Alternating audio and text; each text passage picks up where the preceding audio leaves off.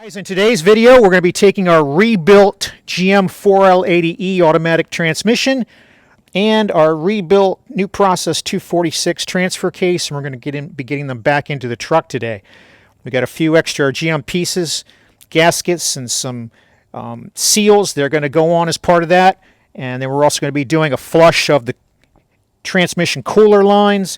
We're going to be pumping in AC Delco Dexron 6 into the trans, and we're going to be pumping in AC Delco AutoTrack 2 fluid for the transfer case. When we get later on, I'll show you that there's two different kinds of fluid for this. There's a different one for manual type Instatracks.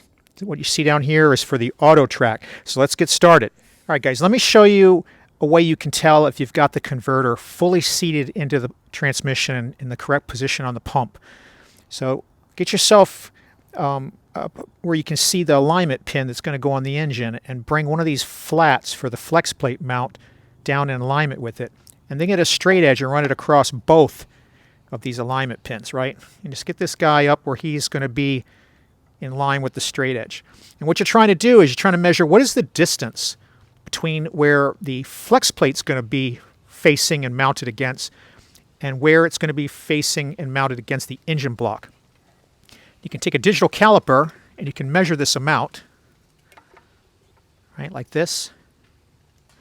And what you're after is 1 inch and 30 thousandths, or 26.16 millimeters, right? So the distance, the minimum distance, it might be a little more. It shouldn't be, but it might be. But it has to be at least this amount so that you can account for mounting the flex plate here and then having the engine mounted here. That's the amount of distance you're going to have, and there's going to be play in there. And then after you get this guy mounted up on the vehicle, I'll show you that there's also supposed to be a minimum amount of play that you have between here that's roughly about 1/8 of an inch. I could take an 1/8 of an inch drill bit. We'll show that later, but this is what you want to start with. Now, you can also, if you don't have a tool that can get in here like this, let me just take the lock off this guy. And then what we'll show here is we'll just use the other end of this. And what we'll do instead is we'll measure it like that. So we're measuring it from the top of the straight edge to the flat where the bolt mounts for the flex plate, right?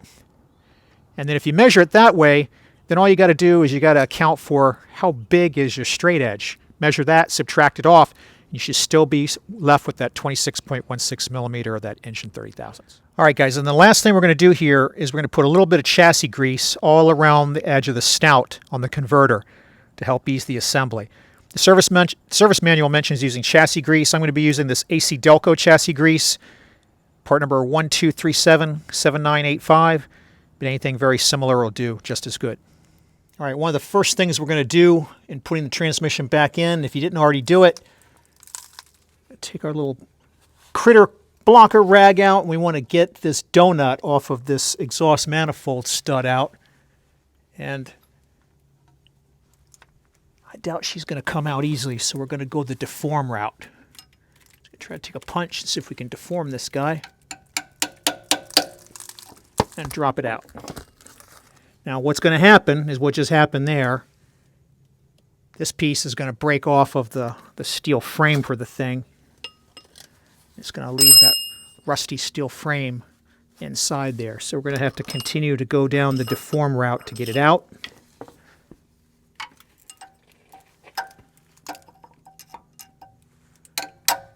And just get it dented a little bit.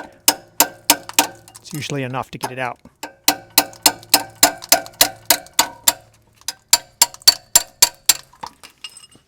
Let's see if that's enough.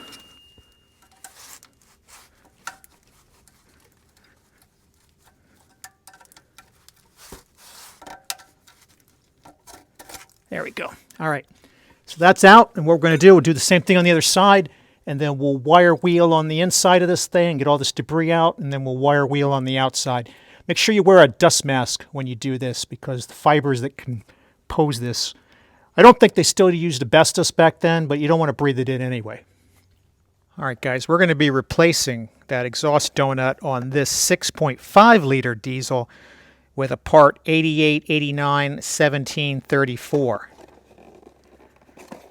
This box here has 5 of the minute, but we're going to be using 2, right? So that's exactly the piece that we took off that we're going to be remounting. Now, if your particular engine has the 5.7 liter gasoline engine, it's a little bit of a different design. It's the same kind of concept. You've got a different kind of shape to this donut on the 5.7 liter diesel, 5.7 liter gas. And the part number on that one's a 1509 3974. But like I said, the one we're working with here is the diesel, so it uses this part number here. All right, so after you get all this wire wheeled out, we're going to come up here and get a little bit of oil on our finger. Try to get a little bit of oil. We're going to just run a little bit on the inside edge of this steel ring here that this is attached to, just to ease with assembly here. And then we're going to use a rubber mallet. You could also use a block of wood. You just don't want to use anything that's going to be harder than that to get this guy seated. As soon as he looks like he's flush all the way around, it doesn't have to be perfect because as we bolt in the flange, it'll pull it the rest of the way, but that's good. And it should stay up there on its own. I'm going to go do the passenger side and we'll go on to the next step.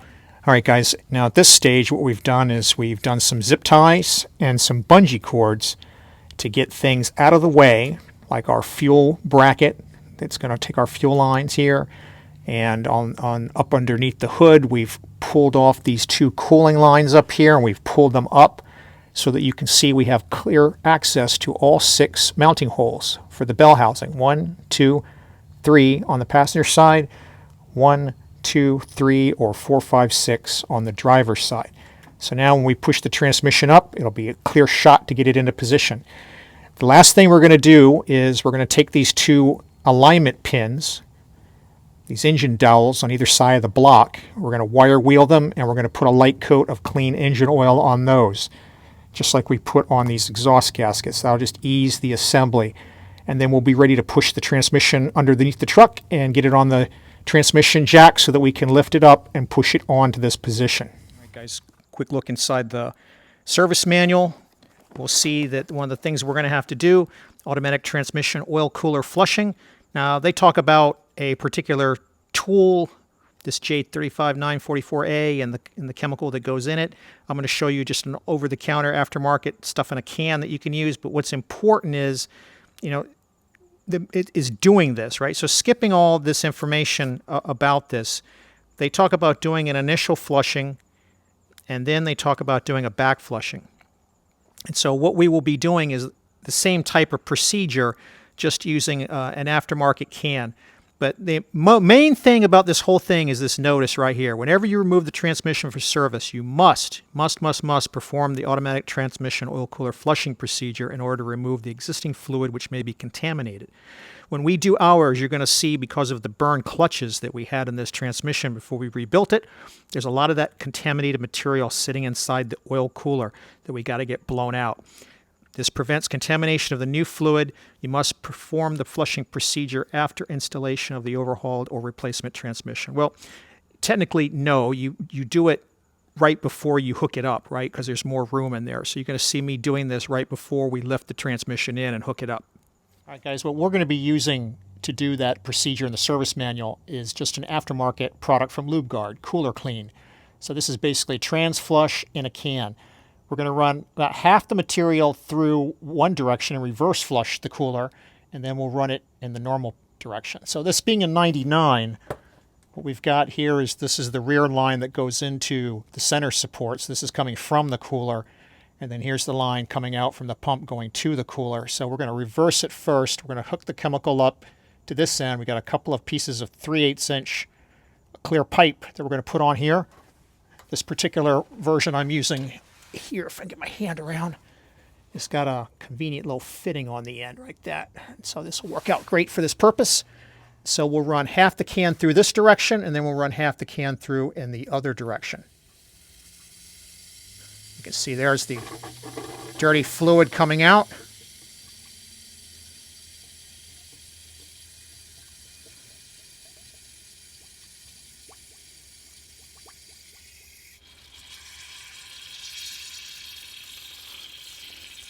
All right, and then we'll flip it and we'll run it in the other direction. All right, guys, now let's hook it up on the other end.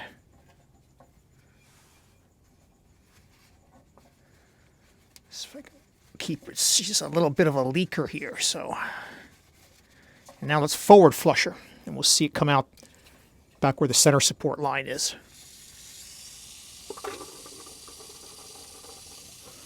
So it's a lot clearer this time, although there's a little bit of crud we just saw there.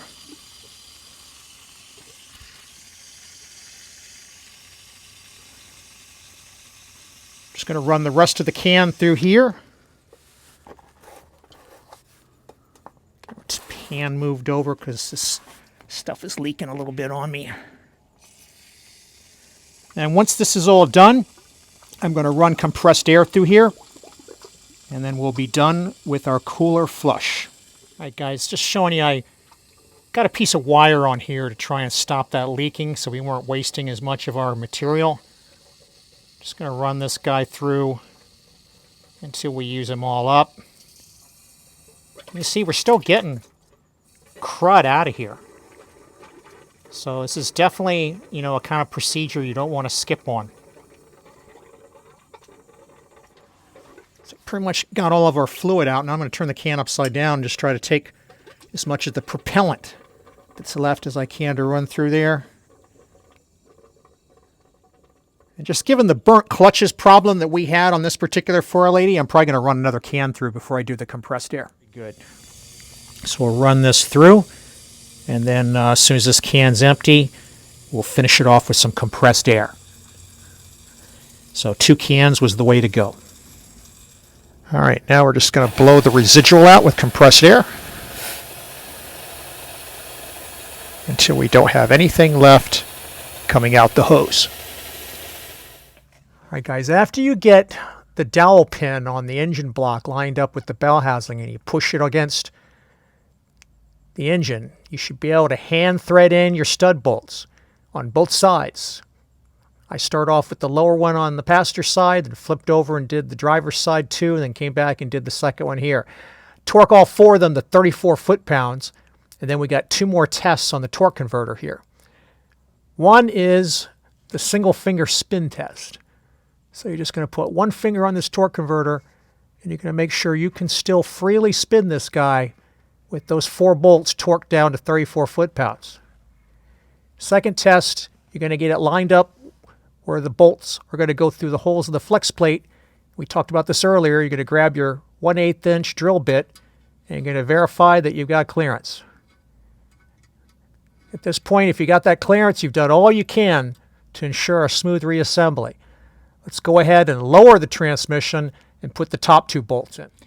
All right, guys, after we get those top bolts in on the bell housing, we can start to lower the transmission to put the transfer case on, since this is a 4-wheel drive unit. By the way, before you lower the transfer case, line up the dipstick tube so as you come down, you're helping yourself get that pushed in. I'll show you how to finish it off in just a minute. All right, so as we bring this transfer case up and mate it up to the transmission adapter here, we've got several 15mm bolts. We're going to torque those down to 33 foot-pounds, but we're also going to install a new gasket. You can see the little tab sticking up out here to let you know you've got a new gasket in place. The part number on that new gasket is a 24-24-5110. So that's what we put on here as a new transfer case gasket. Now, after we torqued those guys in, we went ahead and installed a new rear transmission mount. The part number on that guy is 1511-3134. The original one had been on there since '99. There's a couple of 15mm bolts, one on each side, and we're torquing those down to 35 foot-pounds to secure that. If we pan the camera down below this cross member, underneath here, there's 2 15mm nuts that go on the bottom of that mount, and they also get torqued to 35 foot-pounds. So at this point, we've got everything remounted. And by the way, if you removed this cross member, like I did in the disassembly video, the 4 18mm bolts with special nuts that hold it to the frame, those get torqued to 56 foot-pounds when you put it all back together. which are these guys right here. All right, guys, here's your dipstick. Just a tip on this, right? So line it up with the bushing while it's lowered to put the bolts in. Then as you raise it, it'll go part way in. To finish it off, have a helper. On this diesel engine, there's a stud up on top. The gasoline's a little different. But on this diesel one, we lined up the flag bracket that's welded on the stick tube with the stud. And then we come up here with some hose pliers. And what we did is we just wrapped them up with a rag, grab onto this guy, and we pull down on it while the helper's pushing down until we get it onto the stud. And it pops right into place, easy peasy. You put a 15 millimeter nut on that stud and you torque him to 18 foot-pounds and you're done. Reinstall your dipstick. All right, guys, it's time to come over here to the passenger side and tackle the electrical connections. These have been sitting for quite a few weeks while we chased ordering parts during 2022's pandemic situation. So we're going to have probably some oxidation on these connectors that we're going to want to clean out. I'm going to be using this Deoxit Gold G5 product, which should do a good job of getting out this material that's accumulated in these connectors. We'll do this one on the main one, and then we'll also grab this little guy in the back here that's used for the speed sensor. We'll give him the same treatment. And then we'll go ahead and connect up our speed sensor first, and then we'll go connect our main connector up here. And then what we'll do is we'll end up doing the same procedure on these connectors in the back for the transfer case as well. All right, guys, next we're going to work on this neutral safety switch. Here's our range selector shaft. It's currently in the park position the way we left the rebuild. We move down one. It's in reverse, then neutral, then drive or overdrive, then 3, 2, 1. Right? Those are the positions. 2, 3, overdrive, neutral, reverse, park. All right, so we're going to put it in neutral, reverse, neutral. And then we're going to make sure that the neutral safety switch is set for neutral. And we're going to do that with this special tool that's in the service manual, J41364A. And what you've got on the neutral safety switch is you've got a couple of ridges. Let's see if I can get my other hand up here. Got a couple of ridges here, and then you got a mark here, and then you got a symbol right on the plastic. This tool's got a couple of indents on the bottom and then one on the top. And what it does is it makes sure that you have this positioned in neutral. A lot of times when you buy a new one, there'll be a plastic tool very similar to this. And that way, when we put this on, we can be sure we're putting it on in that direction. Now these two 13 millimeter bolts that secure it are going to get torqued to 20 foot-pounds. And once we get them bolted on, then we can put this guy back in park. So let's do that, and we'll come back and we'll put the next piece on. All right, guys, after we get that torqued on, we're going to go ahead and put him back in the park position. And then we're going to put our range selector lever on. Stud faces the transmission. It's got a 15 millimeter nut.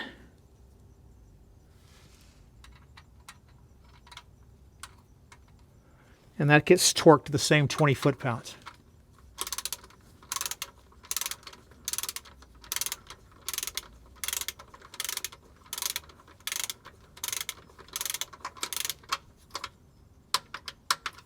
All right, then we take our shift cable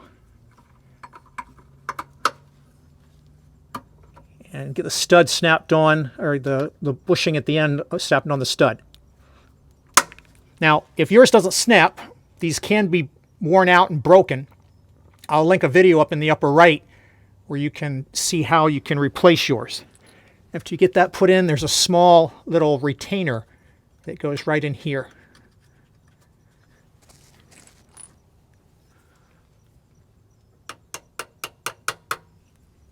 And that's it. Let's move on to the passenger side. All right, guys, it's time to put these cooler lines in. Just going to brush some Dexron 6 around the tips of the pipes just to make it a little easier for us. It's always a good job for an old toothbrush. All right.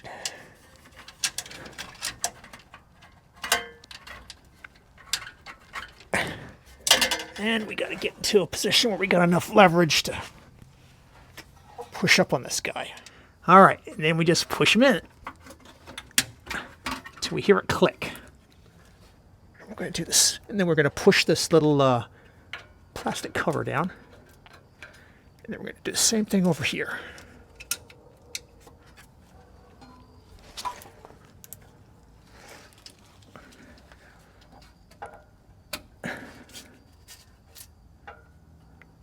Push that down. Just give them a tug, make sure they're in good. Now, if these little plastic pieces that slide over, they can get brittle and crack. If they do, you can replace them with a GM 150 52 228. They'll be black now, but they're the same deal. All right, guys, after the cooling lines, just put the exhaust heat shield back on. It's held in by two 10mm bolts that get torqued to 13 foot-pounds. All right, next we've come up to the front now, and we've gone ahead and we've installed the 6 converter to flexplate bolts, and we've torqued them to 49 foot-pounds. Now, the thing on this is I'd recommend you do, there's a little bit of play in the size of the hole on the flexplate. You want to go ahead and put the bolts in by hand first. Use a flywheel turner like that Lyle tool that I've shown in the disassembly video. I'll put a link in the description of what I use on this to turn this. And once you get them all hand tight, you'll be sure they all line up. If you don't, you're going to be guaranteed that this thing will be off center for one of them. You won't be able to get the bolts in. So 49 foot-pounds on those 6. We're done with those. The service manual does not call for any use of a thread locker. They just go in bare. And then the starter motor on this diesel engine, these 2 bolts are 15mm and they go in at 35 foot-pounds. So at this point, we're ready to put the cover on. Once we put the cover on and torque those down, we'll come back and show that. Also, if you have a diesel engine, super important to make sure that you also reinstall the starter brace that goes between the engine block and the starter. Otherwise, you can end up with some broken starter bolts. All right, now we've got our cover in. This is the cover used with the diesel engine. If you got a gasoline engine, it may look different. There will be 6 15mm bolts, 3 on each side, that get torqued to 24 foot-pounds. The diesel engine has 1 brace. That 15mm gets torqued to 51 foot-pounds at both ends. If you have a gasoline engine, you'll end up having 2 braces. At this point, now that we got the starter and all this in place, we can reconnect the battery. All right, next thing we're going to go tackle are the propeller shafts, or the drive shafts, right? GM parlance, they're propeller shafts. So the one-piece rear one, when we reinstall that, what's important to point out is the service manual says you want to lubricate that slip joint spline with chassis grease. So once again, we'll be using this same AC Delco 10460 and GM 12377985 type grease for that application. The front shaft, since this is a four-wheel drive unit, that one's a little different. That one's going to end up having a special seal around the boot that I'll show you putting on. And when we get ready to install that, they specify a different lubricant, special Teflon grease, 123-45-879. That's discontinued now, but replaced by this. AC Delco 10-4063, GM 192-57121, which is synthetic grease. So we'll be using 2 types of lubricants on each of the shafts. This is going to be the lubricant used for the four-wheel drive front propeller shaft. So just go ahead, clean them up, and apply that lubricant and get them installed. All right, guys, we're going to put some of that AC Delco chassis grease on here, just like toothpaste, right? Except we're going to be very sparing about how much we use. Because I'll tell you in a minute here. Let's go over to the part and I'll show you why we want to be very sparing about this. All right, so what we're going to do is we're just going to lightly coat all the way to the back these splines. And I'm emphasizing lightly, guys. We want to make sure we've coated the whole thing for lubrication as well as to prevent corrosion. Now, why such a small amount? Why are we trying to do such a small amount? Well, if we come over here on the other side and we look at the other side of this slip yoke, down inside this groove here. All right, guys, let me move over here to the shade. A little bit too much glare to see what I want you to see here. So you can see there's this round plug that's pressed into the back of the slip yoke. And so what I was going to say is if you put too much of this chassis lubricant inside, as the output shaft slides up on it, you can get enough hydraulic pressure to pop this guy out, and what you'll then get are fluid leaks. So it is possible to get a leaky slip yoke. So the way we try to avoid that is not to put a lot of this lubrication in there in the first place. I'm going to go ahead and finish this up, and let's get it installed. All right, after you get the slip yoke into the output shaft, you want to line your drive shaft up with the paint marks you made when you took it off. Here we've got a blue mark on this welded on weight on the propeller shaft itself. There's a blue mark on this bolt. There's a blue mark on this strap. And then there's a blue mark right here on this flange. So they're all lined up. We got yellow on the other side. We're going to tighten off 4 of these 11mm bolts up to 15 foot-pounds and move on to the next step. All right, so for our front shaft, we're going to be a little bit more liberal because we don't have the same problem that we have to worry about with the slip yoke. Now we're still not going to cake it on there because all that's going to happen is it just gets pushed up inside by the boot. But we will put a little more on here than we did in the back area since we don't have that hydraulic lock problem to worry about. So we'll get this on and we'll slide it into place. All right, guys, we're just going to slide it into the forward shaft area. We're going to take the tape off holding our cups in the front, and we're going to twist it around so that our paint marks are where they need to be, and lift it into position. All right, get our straps on, and we'll torque those down to 15 foot-pounds, then we'll come back over here and we'll put the clamp on the boot. All right, guys, so we've got our paint marks once again. Yellow mark on the shaft, yellow mark on the bolt, yellow mark on the flange. We've got everything torqued down here to 15 foot-pounds. So now let's go put the clamp on the boot. All right, guys, the only downside to installing this front shaft, of course, is we no longer have easy access or really any access at all to run a pressure gauge to the line plug on the side of the transmission. This is a very inconvenient location for this particular part. But what we're going to do is we're going to go ahead and just do a road test. If we don't have any problems, we don't really need to check that. If we end up having problems, we'll have to take the shaft off, and we'll have to go hook our gauge up after the fact. So that's just a comment if you got the four-wheel drive system that you're going to have this blocking your access. All right, guys, this is the clamp that's going to go on that boot for that front propeller shaft. 2606 4275. Just like the one we took off in the disassembly video. Gonna have to see if I can unhook this guy with my finger. Probably can't. We're gonna end up having to unhook this guy, hook him back together, and give him a crimp with a special tool. So let me get him unhooked. We'll get him on, and we'll show you how to crimp him on with the tool. Okay, so here's for the boot. We can see the witness marks from the old clamp. This will turn freely, so we can see this straight witness mark here, and we can see these 3 dimples here. And what that's going to correspond to is these 3 dimples are right there, and then that line piece on the bottom of this clamp is what was going there. So that just gives us an idea of how it was originally oriented. Now we're going to end up having to open it up a little bit to get it on here. Just don't go crazy because it's aluminum.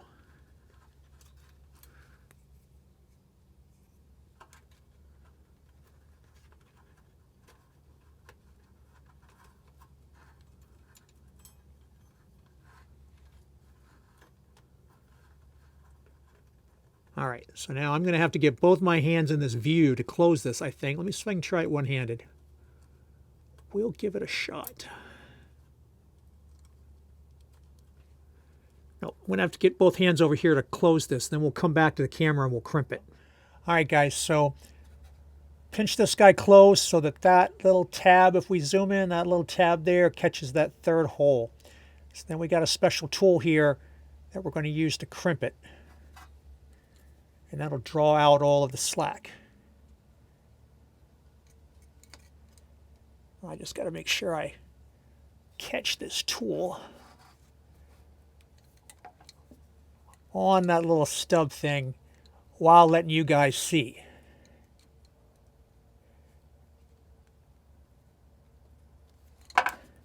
That's the hard part. And you do this yourself, you're not trying to film anything, it's easy peasy.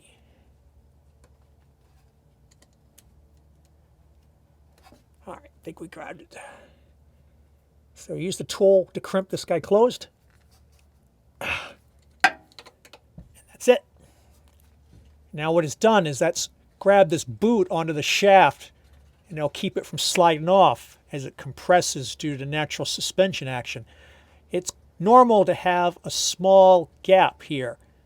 Just a 1/16 of an inch, or maybe even up to an 1/8 is fine. It was like that when we originally took it off, if you referenced the disassembly video. Okay guys, last component to put on, exhaust crossover pipes. Let's go do that. All right guys, after we get the front propeller shaft in and we've got the crimp clamp back on the rubber boot, it's a good time to put the skid plate back on if your truck has that option. These 4 T50 bolts are held in with 17 millimeter nuts on the back side, and they are torqued to 26 foot-pounds. All right, so for reinstalling our crossover, we're going to put in new bolts, 2450, 4922. We're going to use 6. And this is again for the diesel. Your gasoline engine may vary. The original hex head bolts were discontinued a long time ago, and this is what GM replaced them with on the diesels. These 13 millimeters. They also have a external Torx type, or regular Torx bit you can use too, but I recommend you just use the 13s. So get these out, get it positioned in, and then we'll go over the torque value. All right, guys, we've got the exhaust crossover pipe reinstalled, as you can see, with the new bolts. Driver's side and passenger side are very similar, but if you take note of how the pipe's installed here, it is in the correct orientation. You can get it backwards, and so it's important not to do that. The torque value is no more than 26 foot-pounds, and you might not go that high. You just want to go high enough to compress the new exhaust donuts. So in this case, I actually probably ended up around 24 foot-pounds. At this point, we're ready to start adding fluid to the transmission and transfer case. For our transfer case, the 246 RPO NP8, the service manual indicates that we should be using about 2.3 quarts of fluid. All right, guys, now it's time to top off the fluid inside the transfer case. If you've got an InstaTrack, which is a manual shift transfer case, you're going to use the manual transmission transfer case fluid. AC Delco 104033 or GM 8886 1800. If you've got an AutoTrack, which is the push button type, whether it's AutoTrack or AutoTrack 2, you're going to use this transfer case fluid. AC Delco 104017, GM 8890 0402. GM put out a service bulletin some years ago saying do not use Dexron 6 in these transfer cases, and that's why they came out with these two fluids.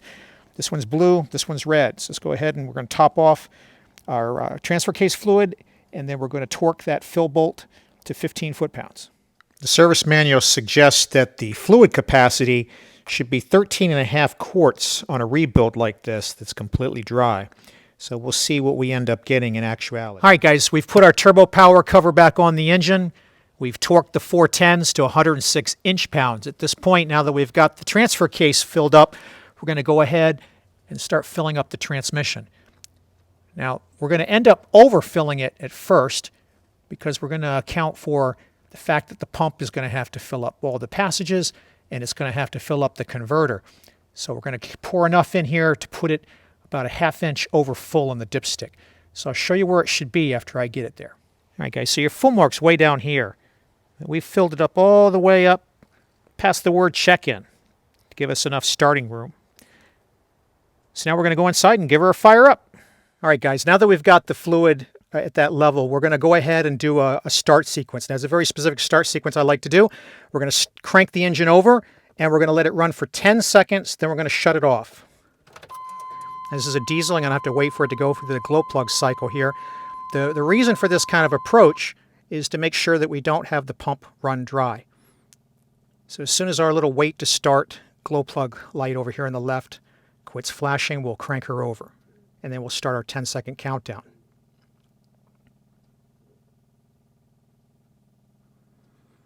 Un momento, por favor.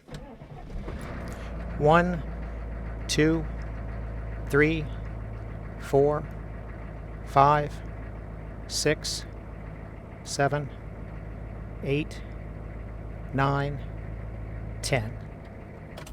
Now what we're going to do is we're going to go back under the hood and we're going to check the fill level and we're going to top it back off. This time we're only going to keep it topped off to the full cold mark on the dipstick. We're going to repeat this cycle of 10 seconds on, recheck, top off until it stops going down. All right, once the level is relatively stable with that 10-second on, recheck, relevel procedure, then we're just going to let it run and we're going to cycle it through the ranges. This is going to make sure that we get all the air out of the different cavities. So we're going to try reverse,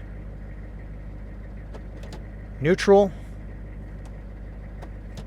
drive, third,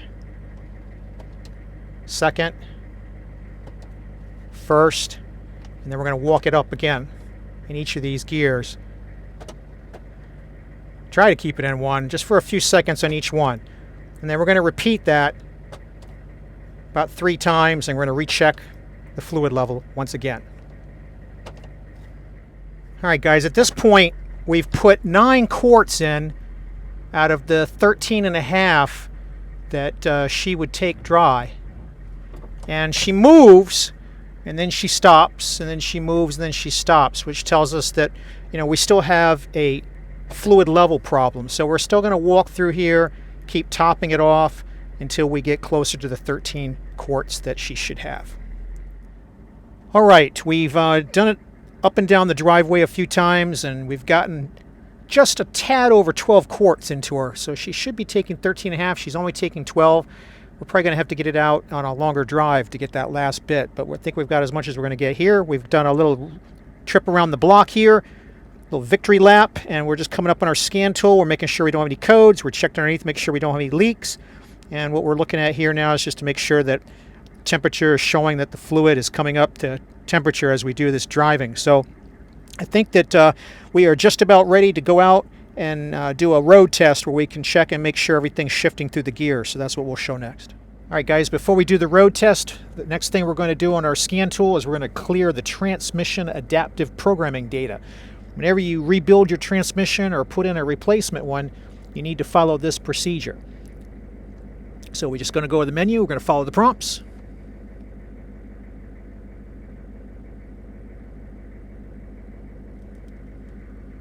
And then we're going to go do a reset of each one of these.